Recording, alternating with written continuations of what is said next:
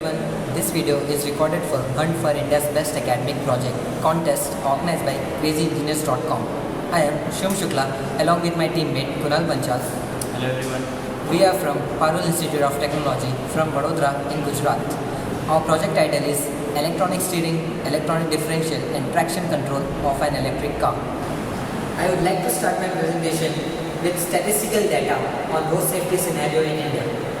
Every year, more than 4.4 lakh road accident cases are registered, of which more than 1.4 lakh led to death. That means in one day, more than or approximately 381 people die in road accident.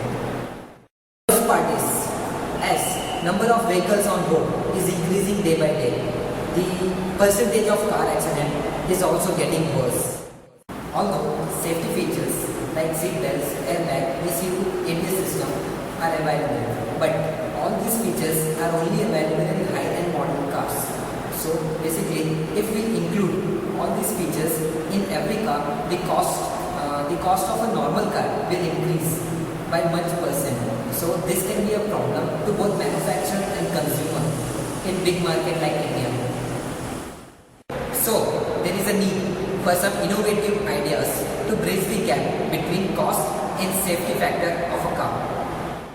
First idea on board we have is electronic steering. Basically, we know how the power steering in a car works. The steering of a car is connected with a pump and pump is connected with the car engine. And whether you steer your car or not, because the engine is running, the pump will continuously pump the fluid, and this in turn wastes the fuel of the car, which makes the car less fuel efficient. So by means of electronic steering, we can make sure that car is more efficient. The second idea on board is electronic differential system. So differential system basically means that every wheel in a car, every individual wheel in a car receives the amount of power it actually requires, not less or more compared to other wheel. So now let's see how the differential system actually works. Now consider you are driving a car. Now you are taking the turn with the path. So basically this is your inner wheel and this is your outer wheel. So as we can see, the inner wheel is supposed to cover less amount of distance as compared to the outer wheel. So basically the outer wheel requires more amount of power as compared to inner wheel. So this is where electronic differential system comes in the equation. Now let us see the third idea what we have. The third idea we have is traction control system. Consider you are driving your car on a slippery surface. Now as you are driving on slippery surface, when you will accelerate your car, the vehicle won't move forward because there is less coefficient of friction maintained between vehicle, wheels and road. So traction control system basically makes sure that there is optimum coefficient of friction is maintained between the road and wheels, so that your car without any slippage it moves forward, and traction control system also makes sure that there is no power wastage due to slippage, and it also makes car more stable and efficient. How are we going to achieve this thing on field? In several experiments carried out on road, it was found that if the slippage of the wheels is limited up to 20%, maximum traction would occur on wheels, after which increasing the slippage would decrease the grip between the road and wheels. So we need to design a logic that would simply limit the slippage of the wheels up to 20%. So this is the suggested solution for the traction control of an electric car for rear-wheel drive cars. For electronic steering, if we consider the curve execution diagram of the car, after a little mathematical investigation, we found that to execute a real curve, one wheel should steer a little more than the other. Normally this wheel is the dominant wheel. For example, if we are turning right side, then our right wheel should steer more than the left wheel, as you can see in the diagram. Now this phenomenon has got a name called Ackermann. So performing this job by using electronic servo motors will give driver the freedom to define the degree of the Ackermann. Let me give you an example. If you are driving the car in sports mode, there is a need to completely remove the Ackermann phenomena where both the wheels will align at same degree. So this can be done by just a push of a button. Now, finally for the electronic differential. If you observe the co-execution diagram of the car mathematically, it is seen that while turning, the inner wheel has to cover smaller distances and the outer wheel has to cover larger distances, as shown here in the diagram. Now, this necessitates the uneven distribution of the power to the rear wheel drives of the car. This is done by the onboard computer, which is being fed to the two separate DC motors mounted on the chassis of the car. Now, if any of the above features miscalibrated in the car or absent, may result in serious harm to the chassis of the car or may result even into the accidents.